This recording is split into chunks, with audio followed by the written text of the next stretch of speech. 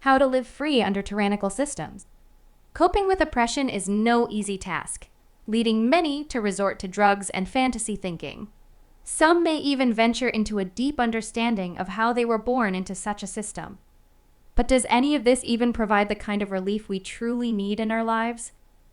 Many will simply mask their pain and push out into the future, hoping they die before ever fully feeling their pain. There are some simple truths that are hard to accept, and when we accept them, our life's purpose can come into fruition. The first truth is that the system cannot meet your needs as a human being. The second truth is that you will die long before you were meant to.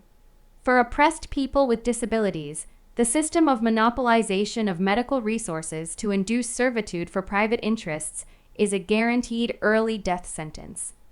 We become traumatized beyond the system's ability to repair us, or what we can afford will simply keep us half alive until our bodies give out before we reach middle age. Growing up as a child and being told that this capitalistic system is as good as it gets, and then facing the harsh realities that you won't get your needs met and you will die young, can either drive you mad or set you free. The way to set yourself free is by realizing that your life is already a sacrifice and using that to operate outside the confines of the system. The system needs you to be needy and desperate, and so the more desperate you are, the more you actually give into the system by bending to its will to get your needs met. Reject the system outright to the degree you can realistically afford and flip it to your net benefit. If possible, get some sort of disability or supplemental income and use your free time to harass businesses and landlords for their tyranny.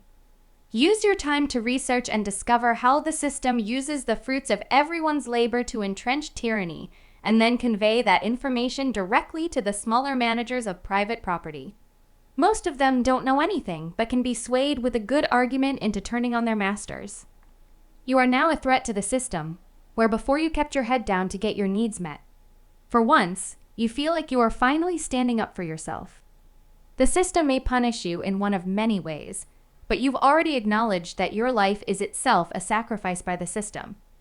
Either you sacrifice your life to get your needs met in exchange for powerfully ambitious men running the world, or you sacrifice your life fighting against the very idea of withholding needs to induce servitude. Your life is a sacrifice either way. You just have to make that sacrifice righteous in the fight against monopoly exploitation.